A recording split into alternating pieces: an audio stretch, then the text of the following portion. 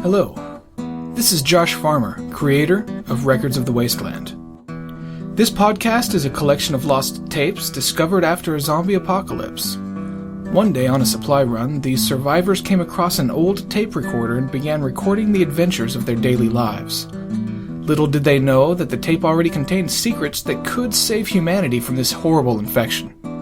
Or, at least it could have, if they hadn't recorded over most of it. Anyways, join them as they try to piece together the mysteries and fight to survive in Records of the Wasteland.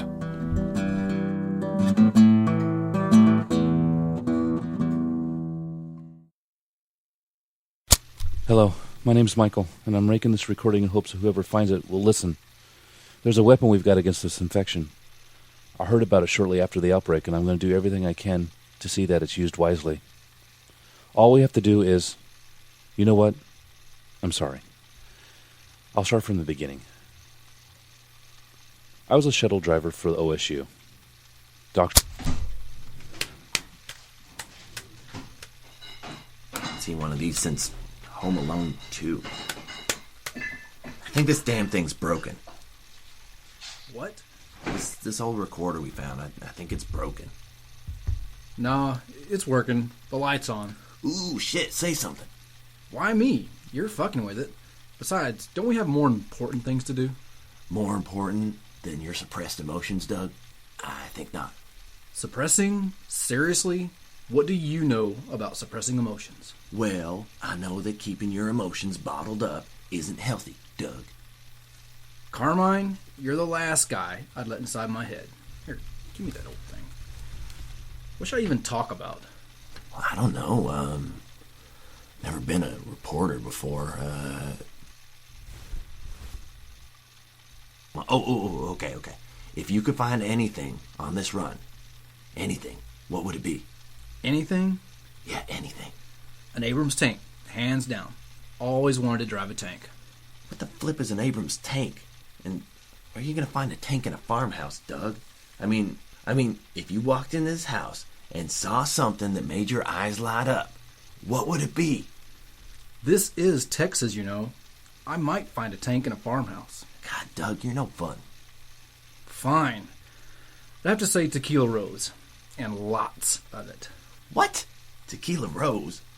Why not get a drink that would put some hair on your chest, like whiskey or moonshine? Or there's got to be moonshine in here.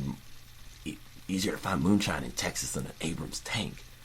Anything but Tequila Rose. Okay, smartass, what would be your perfect find? Well, obviously porn. One big ass box of porn. Not ass porn, but just regular porn. What, you guys found porn? No, that's what Carmine said he wants to find on the supply run. You pig. Hey, at least I'm being honest. I mean, Ben, what would your gold mine be? Oh, that's easy. A guitar. I miss playing more than anything. Well, it's no porn, but yeah, I guess that's cool. Sarah? That's easy. Abrams tank. Ha ha ha, very funny. Well, this is Texas, so maybe Farmer Bill keeps his Abrams tanks in this here closet. Whoa, shit! Whoa! Ben! Guys, Grab him. Sarah, watch his mouth. get over here! He's coming. I got his arms! Okay, watch out. I got a knife.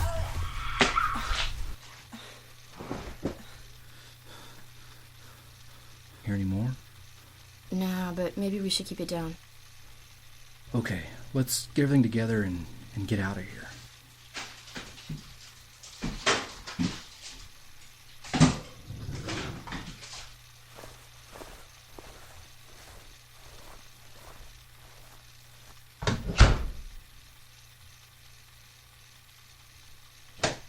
Hey guys, we can't leave without the recorder. It's all crusty and stuff, but I think it still works. Ugh. It's like Christmas, but without the green. Recorder, you're my only friend. No matter what those other guys say, I won't leave you behind. Hey guys, do you think that we have some of those extra... Hey guys, don't leave... I'll catch up. I started walking back to the bus to get my phone when I heard the man getting up. I turned around confused, but the doc had looked scared. He ran up to me, grabbed my shoulder, and told me we had to go. I tried to argue. He just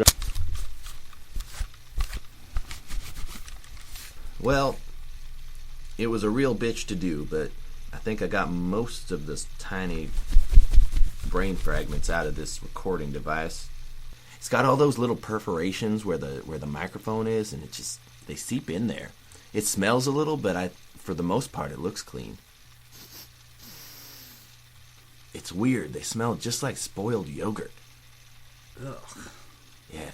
I think that... Doug, does that smell like yogurt to you? God, that's disgusting. Get that away from me. It smells like my girlfriend's cooking. Ugh. Gross. All right, so Doug, tell me your story, your life story up until when I met you. Why my story? I don't know. I haven't heard it before. All I know is when we met up. It's not much different than anyone else's, really. Most people coming from the city have the same story. You know, if they're still around to tell it. Well, I've been out in the country most of the time, so I didn't get to hear what happened in the city. I'm curious. Well,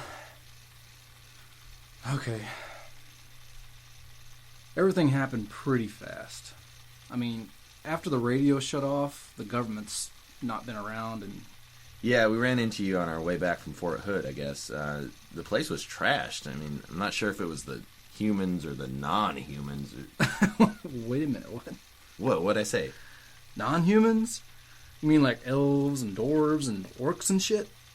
It'd be better if you just called them, I don't know, fluffy kittens. Fluffy kittens? Well, that's not bad. I guess I could work with that. Give me that. I want to record about My fluffy turn. kittens. You've had Fluffy enough. kittens are the best. Give me that. No. tried to argue. He just dragged me onto the bus and had us moving before I could say anything. He rang his partner, Dr. Jorgen. When she answered, all he said was, "It's finally happened. Meet at the location." And hung up. As he sped away, I asked what the hell was going on. I couldn't believe what... No, I want to talk about the fluffy kittens. Come on. Well, Fort Hood was destroyed, and there's no way to tell if it was done by the evil nation of orcs and shit, or if it was done by the fluffy kittens. Oh, God. The place was trashed. Shell casings littered the ground, and... Carmine, come on. Just start at the beginning. Well, it was the year of our Lord 1985. It was the cold depths of December.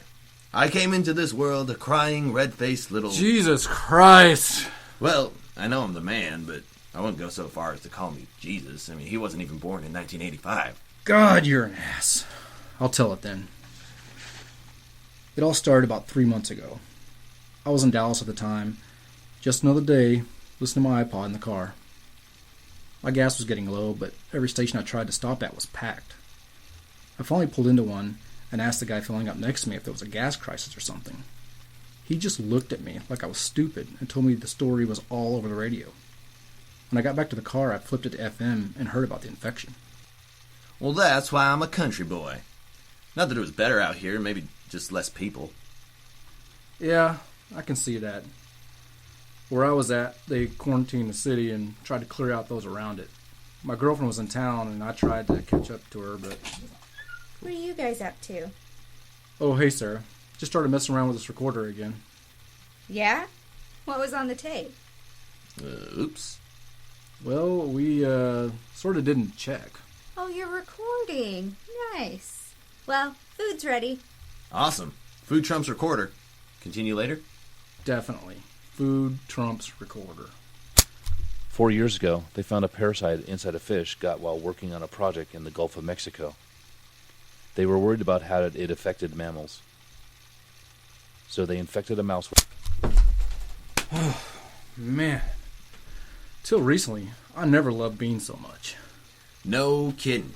All hail the flatulent god of beans and all his farty goodness. Look, just keep the incense in the temple, and you can hail whoever you want. Where were we anyways? I don't know. Let's check. Doing the autopsy, the damn thing started moving. The doc thought he had hit a nerve or something. But then, its eyes opened. It had leapt at him, but had already been opened up pretty good. It got real aggressive, even though half its insides had been removed, and his hide had been pinned down. Dr. Ackerman put the mouse back in the cage to keep watching it. They kept an eye on it for a couple of months. It never healed. No matter what they threw in the cage, it never ate, never drank, and its body slowly started rotting. That never stopped it from moving or snapping at anything it could. It wasn't until they introduced another mouse to the cage that they saw him eat anything. Wow. Michael was nuts. But he's right about that Richard guy. I can't believe he ran into the same guy we did a few weeks ago. That's crazy. I guess he had it rough, but still. He's different. Different, huh? Yeah, that's one way to put it. Yeah, I thought he was going to try to kiss me. Yeah, Doug, that's exactly my point.